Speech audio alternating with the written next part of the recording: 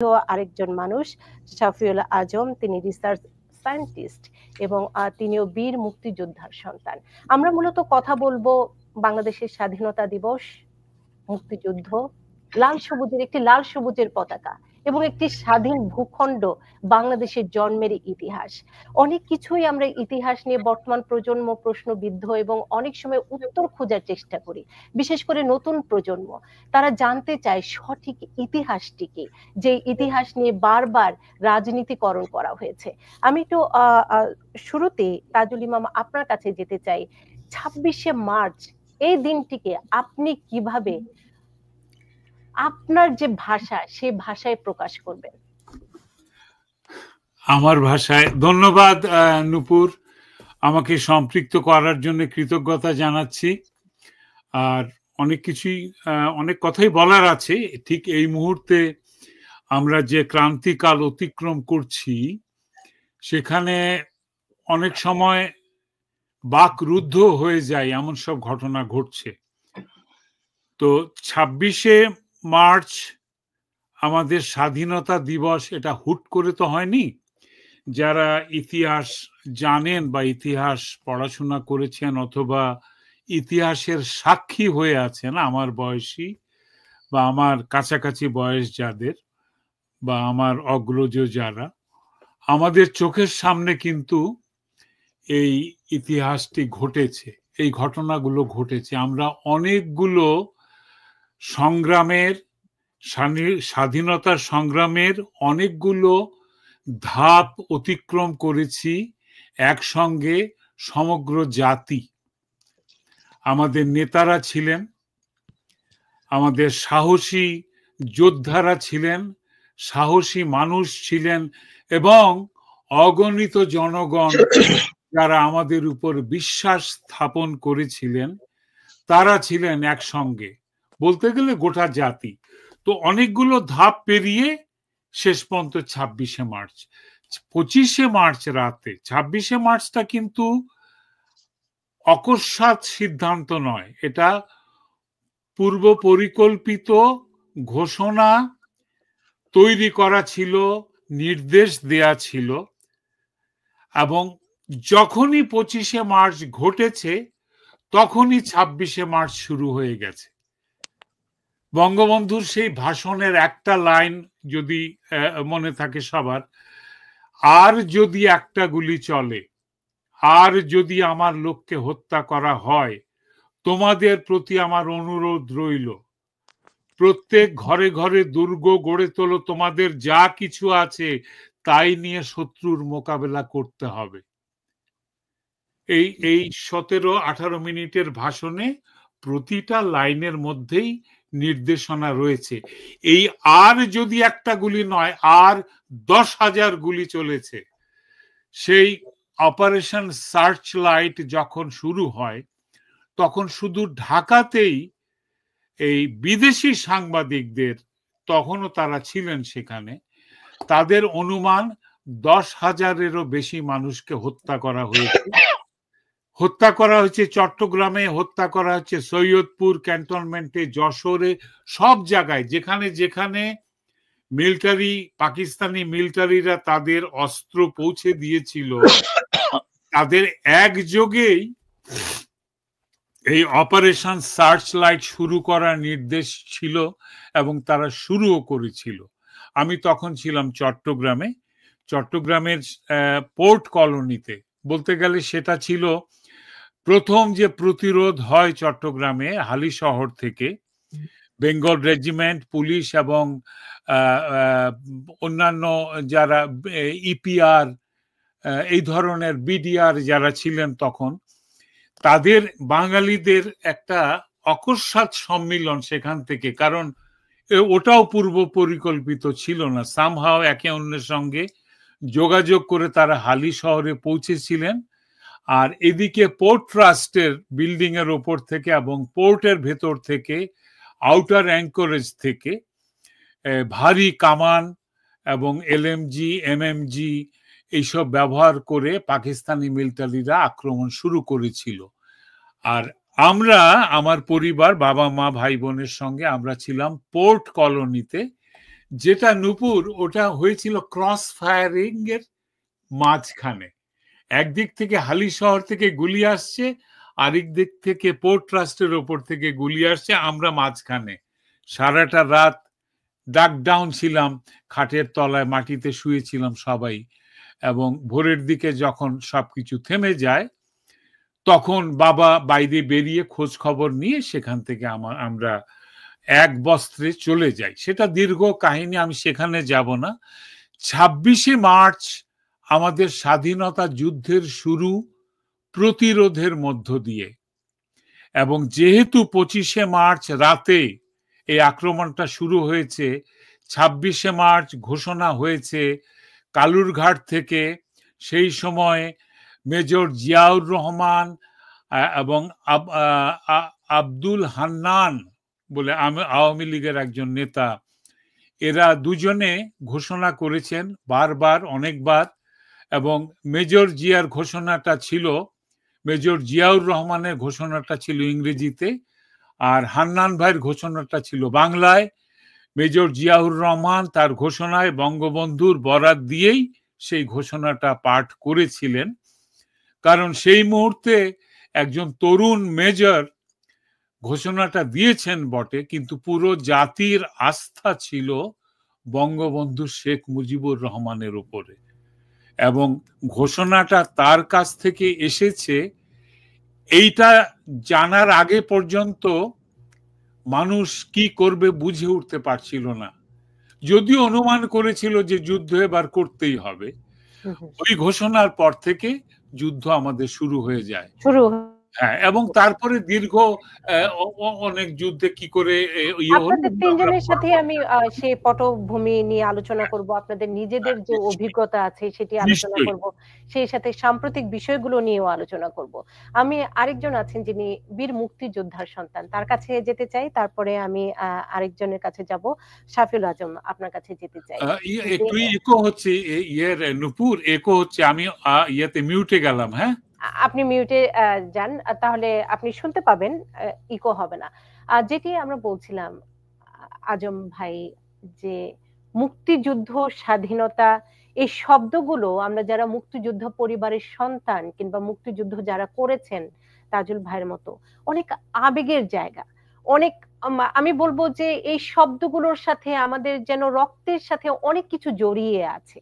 একজন সন্তান হিসেবে আপনি বাংলাদেশের স্বাধীনতা, মুক্তিযুদ্ধ, 26শে মার্চ, আপনার ভাষায় যদি আমি শুরুতে একটু সবারই সূচনা পর্ব নিচ্ছি, তারপরে আপনাদের অভিজ্ঞতার আলোকে আলোচনা করব। আপনি কিভাবে এই স্বাধীনতা দিবসকে মূল্যায়ন করেন? ধন্যবাদ নূপুর, আমাকে আপনার স্ট্রিমিং এর সাথে সংযুক্ত করার জন্য। আমি প্রথমেই বলবো, যুদ্ধ মানেই শত্রু শত্রু খেলা, যুদ্ধ মানেই আমার প্রতি তোমার অবহেলা। 1971-এর কথা যখন মানুষ বলে, স্বাধীনতা যুদ্ধের কথা যখন মানুষ বলে, তখন আমাদের শরীর শিহরে ওঠে। আমি স্বাধীনতা যুদ্ধের সময় আমার বয়স ছিল 8, কিন্তু আমি স্বাধীনতা যুদ্ধটি প্রচণ্ডভাবে আমি দেখেছি। আমি বারুদের গন্ধ শুকেছি। সেই বারুদের গন্ধের খেলা 1971-এর 25শে মার্চ থেকে 16ই ডিসেম্বর পর্যন্ত বাংলাদেশে ঘটেছে। 30 লক্ষ মানুষের প্রাণহানি, ঘটেছে 2 লক্ষ মা বোনের ইজ্জতের হানি। তারপর আমরা পেয়েছি একটি স্বাধীন দেশ, একটি পতাকা, এবং সে দেশটির নাম বাংলাদেশ।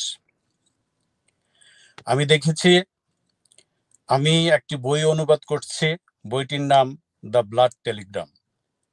আর্চার ব্লাড যখন আমেরিকার কনসুলেট ছিলেন তদানীন্তন পূর্ব পাকিস্তান এবং আমাদের বাংলাদেশে, তিনি প্রত্যক্ষ করেছেন, এবং তিনি যে জিনিসগুলো প্রত্যক্ষ করেছেন সেইগুলোই তৎকালীন আমেরিকান সরকার নিক্সন কিসিঞ্জারের কাছে প্রতিবাদ লিপি পাঠিয়েছেন।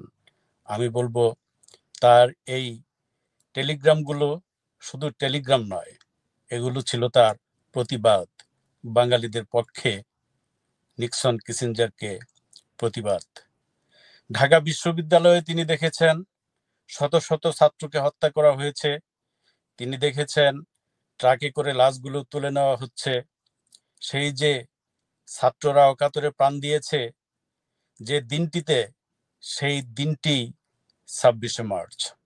যে দিনটিতে ডাক্তাররা প্রাণ দিয়েছেন, যে দিনটিতে শিক্ষকরা প্রাণ দিয়েছেন, যে দিনটিতে আমাদের শ্রমিকরা প্রাণ দিয়েছেন, সেই দিনটি 26শে মার্চ। এই দিনটিকে আমরা সশ্রদ্ধভাবে সম্মান করি এবং আমাদের সম্মান করতে হবে। যতদিন আমরা এই পৃথিবীতে আছি, যতদিন বাংলাদেশ আছে, ততদিন এই স্বাধীনতার ইতিহাস থাকবে। আমি বলতে চাই 26শে মার্চ আমি তখন তো অনেক ছোট ছিলাম, তারপরেও আমি দেখেছি মানুষ স্বতঃস্ফূর্তভাবে কিভাবে বেরিয়ে আসছে তাদের ঘর থেকে, তাদের বাড়ি থেকে, রাস্তায়, স্কুলে, কলেজে, বিশ্ববিদ্যালয়ে, হাসপাতালে, সব জায়গায় মানুষের মধ্যে একটি জিনিস শুধু ছিল, সেটা ছিল বঙ্গবন্ধু। বঙ্গবন্ধু কি বলেন, উনি কি চান, তার উপরে ভিত্তি করেই আমাদের স্বাধীনতার যে ইতিহাস, সেটাই সেদিন রচিত হয়েছিল, যা আমি আমার জীবনের প্রথম কয়েক বৎসরে উপধাবন করতে পেরেছি এবং আমি যা দেখেছি।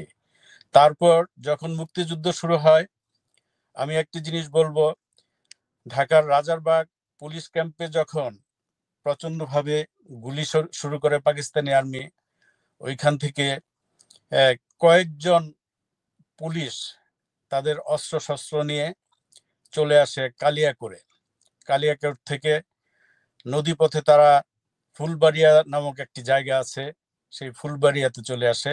সেইখান থেকে তারা আরো উত্তর দিকে, তাদের ইচ্ছা ছিল তারা ইন্ডিয়ার দিকে চলে যাবেন, আরো উত্তর দিকে চলে আসে। একটি গ্রামের নাম আছে কালমেঘা, ওইখানে একটি স্কুল আছে ওইখানে। এদিকে আমাদের এলাকা, যেহেতু আমি ভালুকার সন্তান, নূপুর চৌধুরী ভালুকার সন্তান, হয়তো নূপুর চিনবেন অথবা বুঝবেন, আমার আব্বা বাটাজোর হাই স্কুলের প্রধান শিক্ষক ছিলেন। তিনি তার ছাত্রদেরকে মুক্তিযুদ্ধে যোগদান করার জন্য অনুপ্রাণিত করতেছিলেন এবং আমি দেখেছি বাঁশের লাঠি দিয়ে রাইফেল তৈরি করে সেটা দিয়ে তাদেরকে ট্রেনিং করতে। ঠিক সেই সময়ে যখন এই পুলিশ বাহিনী এখানে চলে আসে, তখন আব্বাকে তার ছাত্ররা অনুরোধ করলেন, স্যার আপনি এদেরকে জায়গা করে দেন, আমরা সব খাবার জোগাড় করে দিব, আমরা এদের মাধ্যমে ট্রেনিং গ্রহণ করব, আমরা মুক্তিযুদ্ধে সশস্ত্রভাবে ঝাঁপিয়ে পড়ব। আব্বা তখন তাদেরকে নিয়ে আসলেন তার স্কুলে তখন এসএসসি পরীক্ষার জন্য আমরা বোর্ডিং বলতাম, বোর্ডিং খোলা হতো। সেই বোর্ডিং এর ছাত্রদেরকে উনি বললেন যে স্বাধীনতা যুদ্ধ শুরু হয়ে গেছে, তোমরা যার যার বাড়িতে চলে যাও। ছাত্ররা চলে গেল। তারপর ওই পুলিশ বাহিনীকে ওইখানে জায়গা দেওয়া হলো। তারা ওইখানে আমাদের চাচাতো ভাই, আমাদের মামা, খালাতো ভাই, আব্বার অনেক ছাত্রদেরকে ওইখানে তাদের সাথে সংযুক্ত করা হলো। এই যে সংযুক্তি, এই জিনিসগুলো আমাদের মনে রাখতে হবে। গ্রামের মানুষগুলো তাদের চাল দিয়ে সাহায্য করেছে, গ্রামের মানুষগুলো তাদের মুরগি, ছাগল এগুলো দিয়ে সহযোগিতা করেছে। গ্রামের মানুষগুলো তো পুলিশদেরকে চিনতো না, কিন্তু তারা যে সেই আবেগের জায়গা থেকেই তারা অংশ নেয়। সেটি একটি দেশের স্বাধীনতা মুক্তিযুদ্ধ এত সহজে অর্জন করা সম্ভব নয় যদি না সাধারণ জনগণের সম্পৃক্ততা থাকে। আমি আসবো আবার আপনার কাছে। শব্দ হচ্ছে আপনার এখানে হয়তো ইকো হচ্ছে। আপনারা দুজন কি শুনতে পাচ্ছেন ঠিকভাবে? হ্যাঁ। তাজুল ভাই, আপনার জায়গায় হয়তো কোনো স্পিকার অন করা?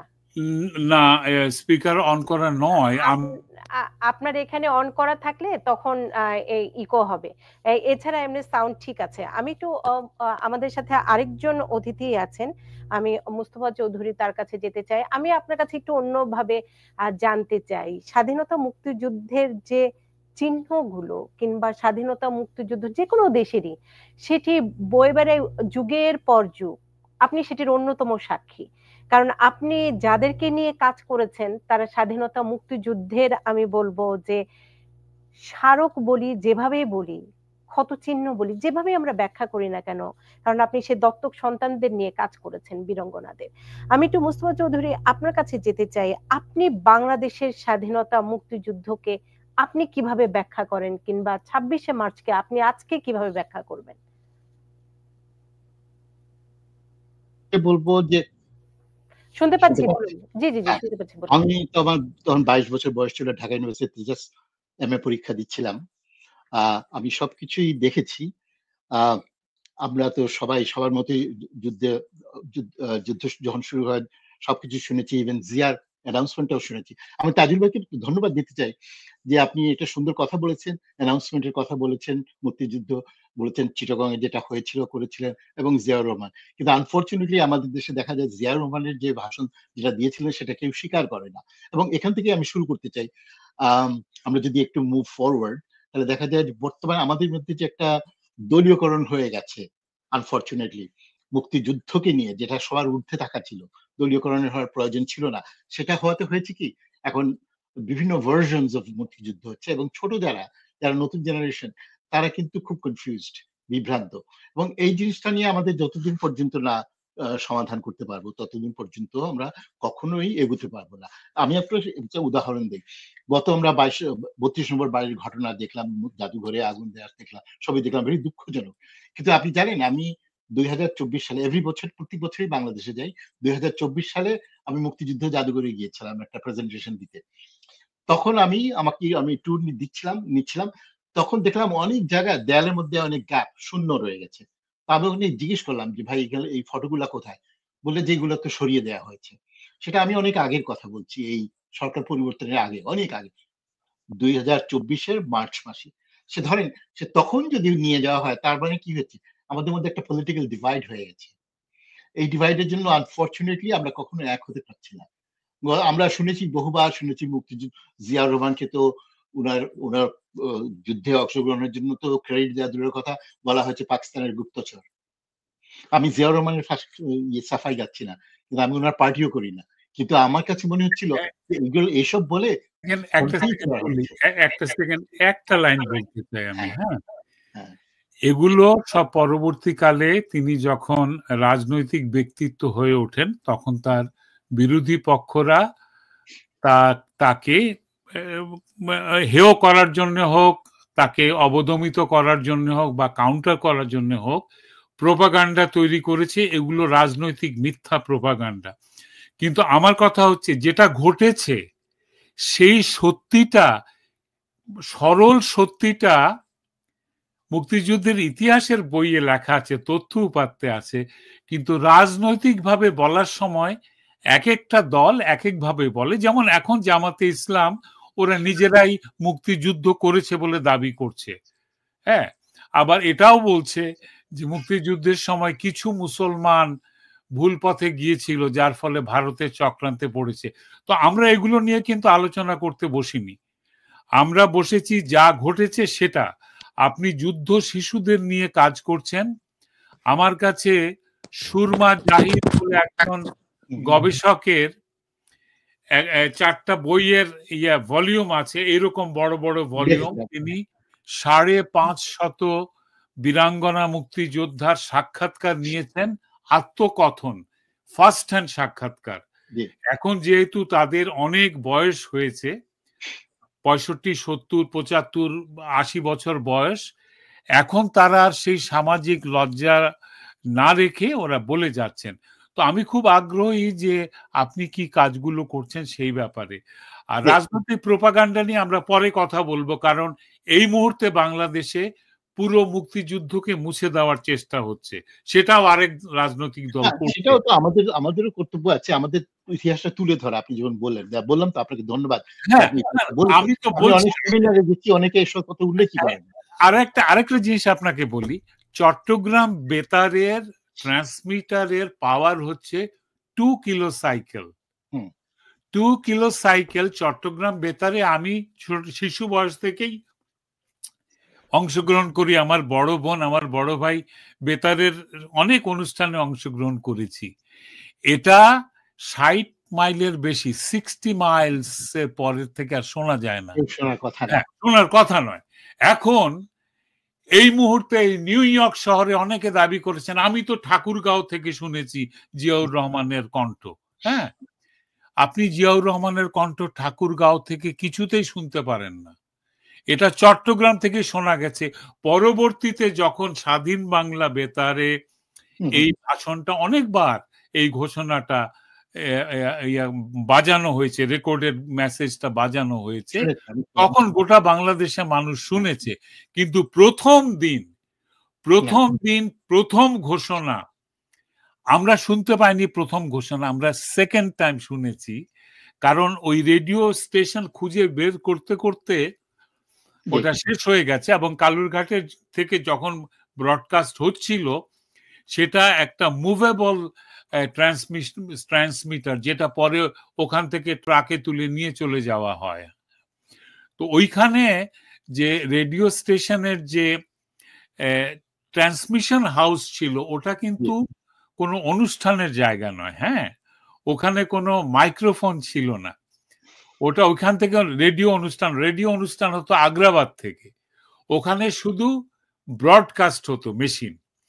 ওইখানে সামহাও ইঞ্জিনিয়ার, বাঙালি ইঞ্জিনিয়ার, উনি ম্যানেজ করে দিয়ে এই ঘোষণাটা পাঠের ব্যবস্থা করেছিলেন। এগুলো হচ্ছে সত্যিকারের ঘটনা। হ্যাঁ, বাড়িয়ে বললে মিথ্যা হবে, কমিয়ে বললেও মিথ্যা হবে। ধন্যবাদ। এবং আমি আপনার কাছে যেতে চাই এবং ছোট্ট আরেকটি আমি যুক্ত করতে চাই। আমার বাবাও যেহেতু মুক্তিযুদ্ধ নিয়ে অনেক গবেষণা করেছেন, এই স্বাধীনতার ঘোষণা বিতর্ক নামে তার একটি বইও আছে। আমি শুধু মুস্তফা চৌধুরী একটু ছোট্ট করে প্রশ্ন করতে চাই। আমি যেহেতু গণমাধ্যমে অনেক দিন ধরে কাজ করেছি এবং উপস্থাপনা কিংবা ঘোষণার কাজটি আমি বেশি করেছি, মানে যেটিকে বলে প্রেজেন্টেশন, ঘোষণা দেয়া, ঘোষক, যেটা পুরো জিনিস তৈরি করে দিয়ে আমি যদি সেই জিনিসটি প্রেজেন্ট করি, সেটি কি আমার একার ওন করা হয় কিনা? না, এখানে তো অনেক প্লেয়ার্স। মানে আমি এই বিষয়টি জানতে চাই, কারণ স্বাধীনতার ঘোষণা নিয়ে এত বিতর্ক।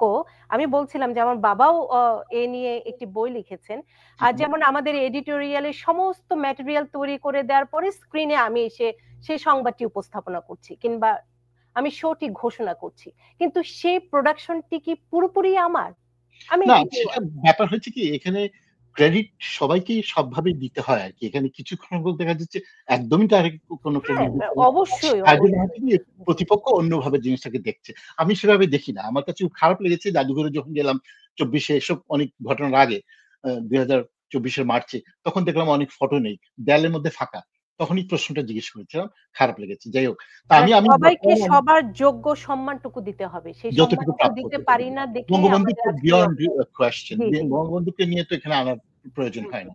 সেটাই। যাই হোক, আমি যে জিনিসটা বলতে চাচ্ছিলাম, যুদ্ধ শিশু নিয়ে আমি কাজ করেছি এবং কাজ করতে যে অনেক কিছু শিখেছি। এখন যেমন যুদ্ধ শিশুদের বয়স কিন্তু 52-53 বছর, দে আর বর্ন ইন 72, কাজে বুঝতে পারছেন বয়স হয়েছে। আমার সাথে অনেকের পরিচয় আছে, কথা হয়। আমি কয়েকটা জিনিস তুলে ধরতে চাচ্ছিলাম সরকারের কাছে, যে সরকারই থাকুক না কেন ক্ষমতায়, যে যুদ্ধ শিশুরা যারা আছে তাদের যে আত্মপরিচয় নিয়ে একটা সমস্যা, নাগরিকত্ব নিয়ে সমস্যা, তারা কি চায়, তাদেরকে কি দেওয়া সম্ভব কিনা, আমাদের কি দায়িত্ব রয়েছে তাদের প্রতি। এবং আমরা যদি ধরেন একটা ওয়েবসাইট ক্রিয়েট করে তাদেরকে ইনভাইট করি, অনেক আমি অনেক সময় অনেক ইমেল পাই সুইডেন থেকে, ডেনমার্ক থেকে, অনেকে বলে আমি একটা যুদ্ধ শিশু, I heard about your book, আমি interested, can you find out about my parents. এটা তো সম্ভব না। যাই হোক, তো আমি যতটুকু চেষ্টা করি পার্সোনালি উত্তর দিতে। লন্ডনে আছে, অনেক জায়গাতে আছে, ডেনমার্কে আছে, অস্ট্রেলিয়াতে আছে অনেক যুদ্ধ শিশু। একটা বিশেষ সবচেয়ে বড় সমস্যা হলো, তারা যখন বাংলাদেশ থেকে চলে আসে 72 সালে বা তার পরপর, তখন তাদেরকে কিন্তু সংজ্ঞাটা চেঞ্জ করা হয়েছিল। যুদ্ধ শিশু যারা যুদ্ধ ধর্ষণের ফলশ্রুতিতে যাদের জন্ম হয়েছিল তাদেরকে বলা হয় যুদ্ধ শিশু। আর যুদ্ধে অনাথ হলো সেই সময় যারা অনাথ হয়েছে। তখন সরকার কিন্তু, বাংলাদেশ সরকার তখন সংজ্ঞাটা চেঞ্জ করেছিল। সেই সংজ্ঞাটা চেঞ্জ করে বলছিল যে যুদ্ধে অনাথ, মানে অরফান চিলড্রেন বলা হয়েছিল। তো অরফান তো যে কোনো ভাবে হতে পারে, যুদ্ধ শিশু বলতে কিছু না। সেজন্য একটা মিক্স হয়ে গেছে। আপনারা যদি খেয়াল করে থাকেন, জন ম্যাকেইন যে আমেরিকান প্রেসিডেন্সিয়াল ক্যান্ডিডেট ছিল, উনি যখন ক্যাম্পেইন করছিলেন তখন বলা হচ্ছিল যে উনি একটা বাংলাদেশে যুদ্ধ শিশু নিয়ে আসছেন 1976-এ। তখন আমি খবর নিলাম, দেখলাম যে উনি নিয়ে আসছেন, একটা শিশুকে দত্তক নিয়েছেন ইসলামপুর থেকে, শিশু ভবন থেকে, মাদার টেরেসার হোম থেকে। কিন্তু ওই শিশু জন্ম হয়েছে 1976 সালে, মেয়েটার জন্ম হয়েছে 76 সালে। সত্যি তো যুদ্ধ শিশু না, সে একটা অনাথ শিশু। তো এই জিনিসগুলো আমাদের মাথায় রাখতে হবে। যাই হোক, তার আমি চাচ্ছিলাম সরকার যদি আগ্রহ নিয়ে করতো, যেমন ইন্টারন্যাশনাল ট্রাইব্যুনাল একটা রায় দিয়েছিল 2014 সালে, যে যুদ্ধ শিশুদেরকে যেন সম্মান দেওয়া হয় এবং তাদের মাকে যেন সম্মান দেওয়া হয়, একটা ছিল, রায় ছিল। কিন্তু সেই রায়ের পরে আমরা আশা করছিলাম যে যুদ্ধ শিশুরা বেরিয়ে আসবে, একটা যুদ্ধ শিশু বেরিয়ে আসে না, যদিও তাদেরকে ক্ষতিপূরণ দেওয়া হবে বলা হয়েছিল। তো এখানে আমাদের কাজটা কি, সরকার কি করতে পারে? সরকারও তো জোর করে বলতে পারে না, এগুলো তো সামাজিক। যে ভাই বললেন যে এখন অনেকই বীরাঙ্গনা চলে আসতেছে, সেটার সংখ্যা অনেক কম ভাই, কারণ সামাজিক নিশ্চিপতা রয়ে গেছে। টিভিতে আমি অনেকগুলো প্রোগ্রাম করেছি ঢাকায়, এবং প্রত্যেক বছরই আমাকে ডাকে ওই যুদ্ধ শিশু নিয়ে ডিসেম্বরে কথা। কিন্তু তখন দেখা যায় যে বীরাঙ্গনারা অনেকে, ফেরদৌসী প্রিয়বাসীর সঙ্গে আমার অনেক সাক্ষাৎকার হচ্ছে, কথা হচ্ছে, ওনার বাসায় সবসময় যেতাম, উনি আমাকে খাওয়াতেন এবং অনেক গল্প করতেন। উনি বলছিলেন যে উনি অনেক বীরাঙ্গনাকে চেনেন, যাদের বিয়ে হয়ে গেছে, সংসার হয়েছে, তারা এখন আর চায় না, বলছে আপা আমাকে ছেড়ে দেন, আমাকে ভুলে যান। বলে কেন? বলে নতুন সংসার করেছে, একটা জীবন, একটা অধ্যায়, তারা ওই পুরনো জিনিস নিয়ে আর ঘাটাতে চায় না। As a matter of fact, এই ওদের পুরানো ইতিহাস তারা পার্টনারের সঙ্গে শেয়ারও করে নাই কখনো। তো এই অবস্থায় সামাজিক নিশ্চিততা বা যেটাই বলেন, তারা কিন্তু করতে চায় না। তা আমাদের করণীয়টা কি, আমরা কিভাবে করতে পারি? যাই হোক, যারা বেঁচে আছেন, যারা বেরিয়ে আসছেন, তাদের যদি সাক্ষাৎ করে একটা ওরাল হিস্ট্রি প্রিপেয়ার করা যেত। আইন ও সালিশ কিছুটা নিয়েছিল, পরে দেখা গেলো একবার কিছু বীরাঙ্গনাকে বলছিল ঢাকা আসছিল, তার দেশের বাড়িতে ফেরত যেতে পারে নাই। তখনই আবার তাদের আত্মীয় স্বজন যখন প্রথমবার শুনলো যে তার বীরাঙ্গনা, তখন তাদের রিলেশনশিপটা খারাপ হয়ে গেল। তো আমাদের এখন ওইটা রয়ে গেছে, আমরা আলোকিত কিন্তু হইনি যতটুকু না মনে করি বা বলি, দাবি করতে পারি যে আমরা আলোকিত হয়েছি। এই বাংলাদেশে আমি অনেক টেলিভিশনে চেষ্টা করেছি, অনেকে আমার জন্য চেষ্টা করেছে, কিন্তু কোনো সুযোগই পাওয়া যায় না। তারপরে গত কয়েক বছরে কিছুটা আলোচনা সুযোগ হয়েছিল, সেই জন্য আপনি বলুন, আপনি বলুন। হ্যাঁ, সেই জন্য আলোচনার সুযোগ হয়েছিল। সেজন্য আমি বলছিলাম যে এখন আমাদের কয়েক ভাবে কাজ করা যেতে পারে। প্রথমত বীরাঙ্গনা যারা বেরিয়ে আসে স্বেচ্ছায়, তাদের সাক্ষাৎকার, তারপর যুদ্ধ শিশু যারা আছে বিদেশে বিভিন্ন জায়গায় একটা ওয়েবসাইট ক্রিয়েট করে যদি তাদেরকে বলা হয় তোমরা আসো, কথা বলো। অনেকেই আছে, তাদের কাছে ওই যে তারা অত বিব্রত বোধ করে না। এখানে যারা বড় হয়েছে তারা বলে my mother was raped and that's how I was born, এরা বলে। এদের কাছে ওরকম ইয়ে করে না, বিব্রত বোধ করে না। তো ওরা হয়তো আসবে, ওরা অত ইনসেন্টিভস এর জন্য বসে আছে না, ওদের কাছে ওইটা কোনো বড় কথা না, বাট ওরা একটা পরিচয় চায়। আমার সাথে যে একটা মেয়ে আসছে, নিয়ে গিয়েছিলাম, আর একটা ছেলে আছে এখানে টরন্টোতে। ও যখন গিয়েছিল রায়ান, সে নাগরিকত্ব নিয়েছিল। আমি জিজ্ঞেস করলাম নাগরিকত্ব কেন নিল? ইউ ডোন্ট নিড ইট, তুমি তো কানাডিয়ান নাগরিক। বলে না Mustafa, it's important to me, symbolically very important to me. সে এখানে ট্যাটু করে ওর নাম লিখেছে বাংলায়। তো this are very important issues, ওর কাছে এগুলো খুব ইম্পর্টেন্ট, ওদের কাছে, যদিও টাকা পয়সার ব্যাপার নাই এখানে। তো এইভাবে আমাদের এখন কাজ, এগুলা এইভাবে আমরা কাজ করতে পারি বিভিন্ন আঙ্গিকে, এবং আমাদের নিজের মধ্যে কিছু প্রিপারেশন দরকার। কেন যুদ্ধ কিছু বেরিয়ে আসছে না? আপনার সাথে আমার গত বছরও অনুষ্ঠানে কথা হয়েছিল এই বিষয়গুলো নিয়ে। গত বছর আমরা যত স্বাচ্ছন্দ্যে মনে করেছিলাম যে কাজগুলো হয়তো আমরা চেষ্টা করলে সহজে হবে, বর্তমান বাংলাদেশের পরিস্থিতি অনুযায়ী সে কাজটি কি সহজ, সহায়ক? আমি তো বলবো এখন তো বাংলাদেশের প্রায়োরিটিতে এটা নেই। বর্তমান যে সরকারের কাছে, সরকারের দায়িত্ব না, যে সরকার আসবে সে সরকার কতটুকু হবে তার আগে। সেজন্য আমি বলছিলাম যে আমাদের জাতীয় ঐক্যের মধ্যে যদি না থাকে, বঙ্গবন্ধু, মুক্তিযুদ্ধ, এগুলা নিয়ে যদি ইস্যুস থাকে, তাহলে আমরা কখনো আসলে এগোতে পারবো না। এবং ইম্পর্টেন্টলি আমরা বিভ্রান্ত করবো নতুন জেনারেশনের প্রজন্মের ছেলে মেয়েদেরকে, বিকজ ওরা জানতে পারে না। ধরেন আপনি যদি মুক্তিযুদ্ধের জাদুঘরে যান, যদি ফটো না দেখেন, যেটা ছিল আগে সরকার পতনের আগে, তখন কি অবস্থা বলে? হিস্ট্রি আমি সেই জায়গাটি নিয়ে তাজুল ইমামের কাছে জানতে চাই, মুক্তিযুদ্ধ স্বাধীনতা কেন দলীয়করণ করা হবে? মুক্তিযুদ্ধ স্বাধীনতা তো দলীয়করণের কোনো বিষয় নয়। তারপরও আমরা বাংলাদেশে আমরা দেখেছি যে দলীয়করণের যেটি সবচেয়ে বড় অভিযোগ আওয়ামী লীগের প্রতি। তাজুল ইমাম, আপনার কাছ থেকে আমি একটু জেনে নিতে চাই, কেন আমরা যারা মুক্তিযোদ্ধার সন্তান, এখানে আমি মুস্তফা চৌধুরী আমি একটু যুক্ত করতে চাই, আমরা নিজেরাও ফিল করি যে আওয়ামী লীগ আমাদের কথা বলে। মানে এটি কিন্তু দলীয়করণের জায়গাটির বাদ দিয়ে আমি বলছি যে কোন সরকারি এসে মুক্তিযোদ্ধাদের যে সম্মান দেওয়ার জায়গাটি, মুক্তিযোদ্ধাদের নিয়ে ভাবার জায়গাটি, মুক্তিযোদ্ধাদের নিয়ে কাজ করার জায়গাটি, আপনি যদি আজকে আমাকে বলেন, আমি বলবো যে আওয়ামী লীগ সরকারই করেছে। তারপরও বিতর্ক আওয়ামী লীগকে কেন্দ্র করেই যেহেতু আমি তাজুল ইমাম আপনার কাছে জানতে চাই, কেন এই মুক্তিযুদ্ধ স্বাধীনতাটি দলীয়করণ করা হলো? কেন এটি সবার জন্য হলো না? কেন এটি দল মত